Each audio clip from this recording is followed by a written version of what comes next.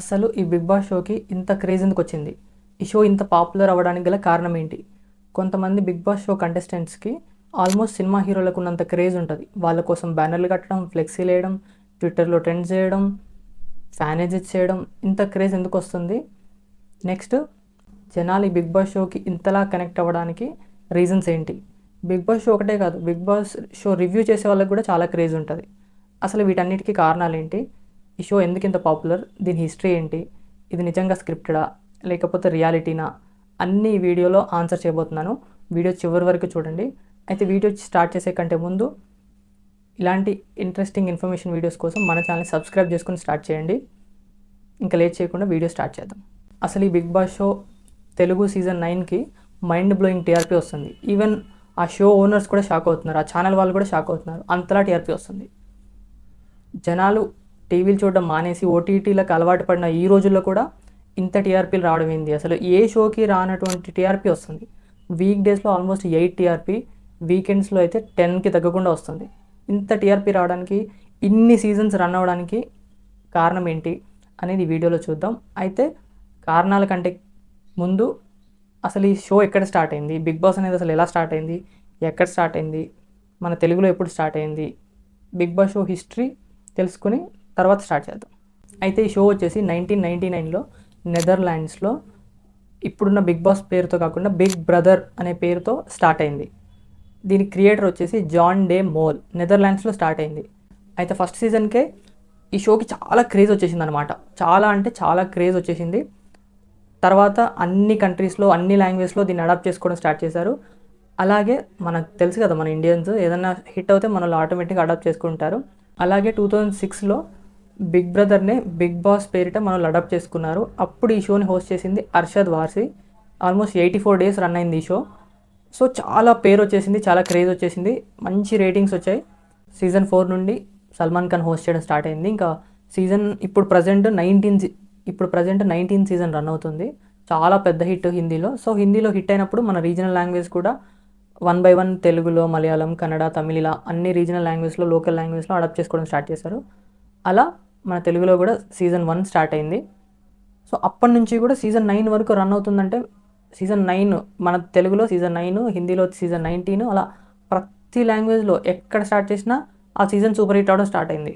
So ఈ Bigg boss అనే show almost 25 కంట్రీస్లో మెనీ లాంగ్వేజ్లో అయితే స్టార్ట్ అయిపోయింది. సో ఇది వచ్చేసి బిగ్ బాస్ షో యొక్క బ్రీఫ్ హిస్టరీ. ఇంకా అసలు మెయిన్ టాపిక్లోకి వచ్చేద్దాము. అసలు ఈ బిగ్ బాస్ షో ఇంత పాపులర్ అవడానికి, ఈ షోకి ఇంత క్రేజ్ రావడానికి రీజన్స్ ఏంటనేది ఇప్పుడు చూద్దాము. అయితే దీంట్లో 2 పర్స్పెక్టివ్స్ ఉన్నాయి. ఒకటి వచ్చేసి ఆడియన్స్ పర్స్పెక్టివ్, ఇంకోటి వచ్చేసి షో వాళ్ళ పర్స్పెక్టివ్.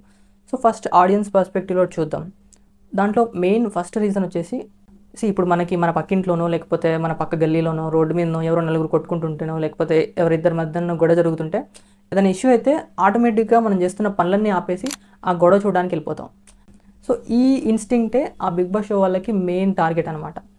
సో కొంతమంది కంటెస్టెంట్స్ని పెట్టి వాళ్ళ మధ్యలో కాన్ఫ్లిక్ట్స్ వచ్చేలా చేసి మనల్ని చూడడానికి మనకి ఇంట్రెస్టింగ్గా ఉండేలా ఆ షోని డిజైన్ చేశారనమాట. అలాగే సెకండ్ రీజన్ వచ్చేసి క్యూరియాసిటీ.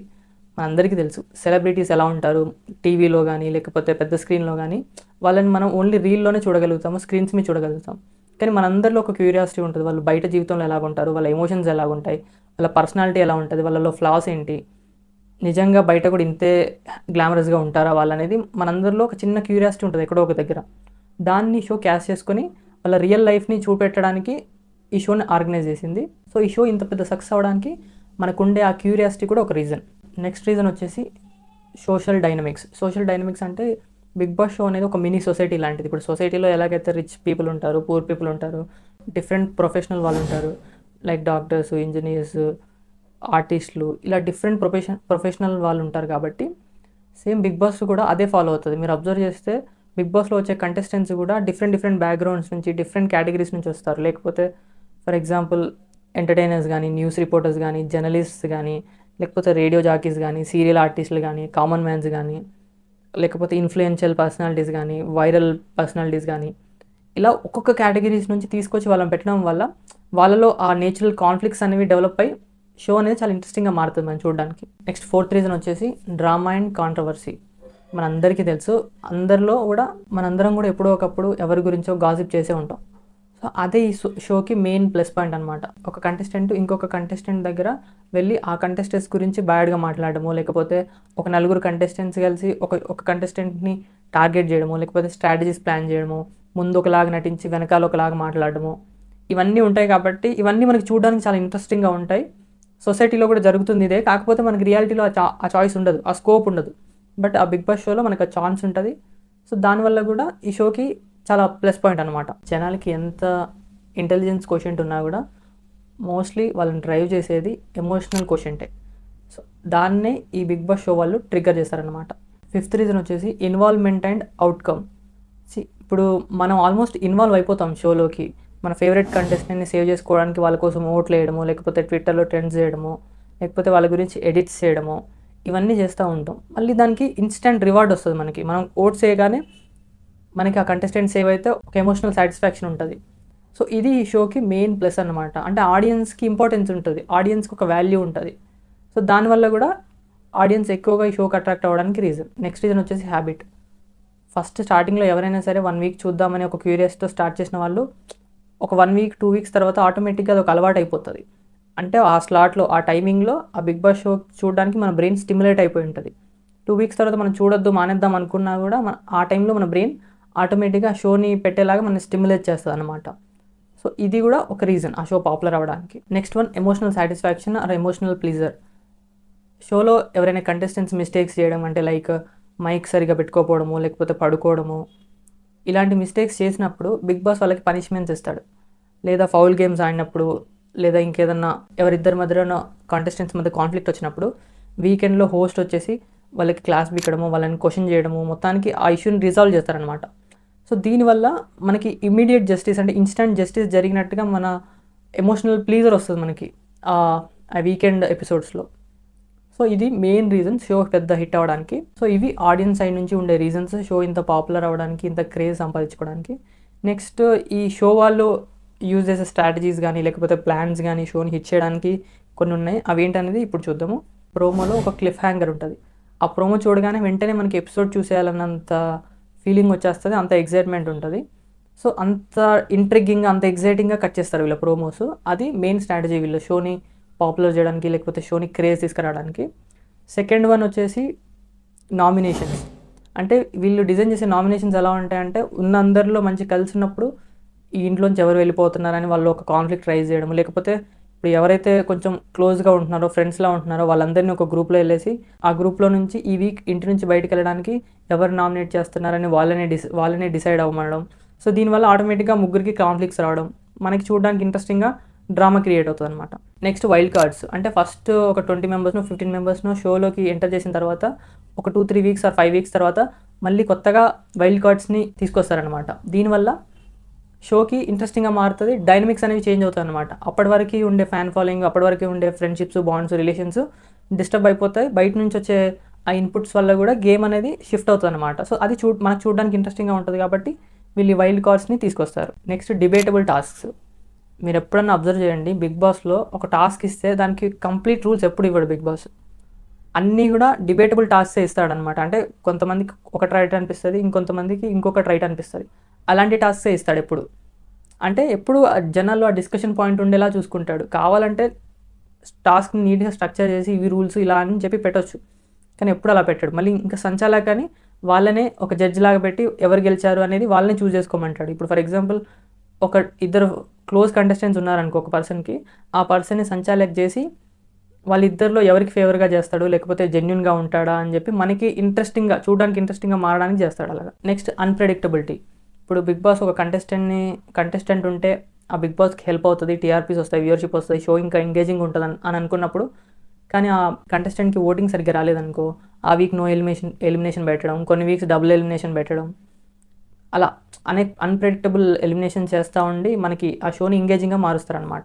నెక్స్ట్ అన్నిటికంటే ఇంపార్టెంట్ది అసలు ఈ బిగ్ బాస్ షో స్క్రిప్టెడా లేక రియాలిటీ అనే క్వశ్చన్.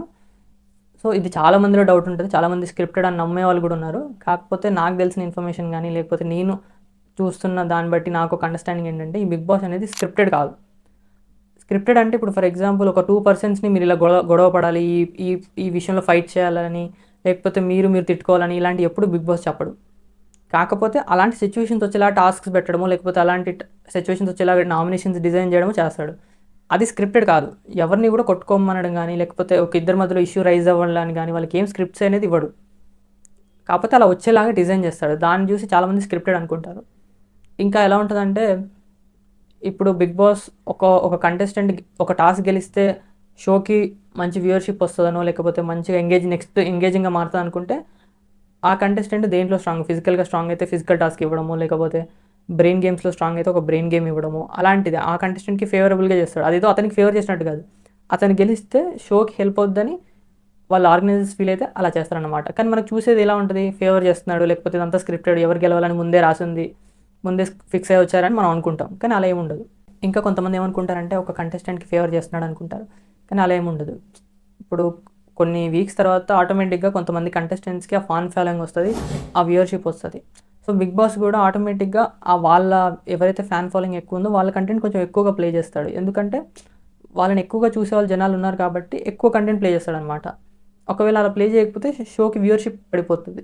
సో బిగ్ బాస్ ఏది చేసినా ఆ షోకి మంచి అవ్వాలని, ఆ షోని ఇంట్రెస్టింగ్గా మార్చడానికి తప్ప ఎవరికి ఫేవర్ చేయడానికి అయితే ట్రై చేయడు బిగ్ బాస్. ఇంకొకటి ఏంటంటే ఇప్పుడు ఎవరు ఏదైనా కంటెస్టెంట్ కొంచెం తక్కువ కంటెంట్ ఇస్తున్నారు అనుకోండి, కొంచెం తక్కువ కంటెంట్ లేకపోతే కొంచెం లీస్ట్ ఇంట్రెస్టెడ్గా ఉన్న వాళ్ళ కంటెంట్ ఆటోమేటిక్గా కొంచెం తగ్గిస్తాడనమాట. ఆటోమేటిక్గా కంటెంట్ తగ్గితే ఓటింగ్ తగ్గిపోయి వాళ్ళు ఎలిమినేట్ అవుతారు.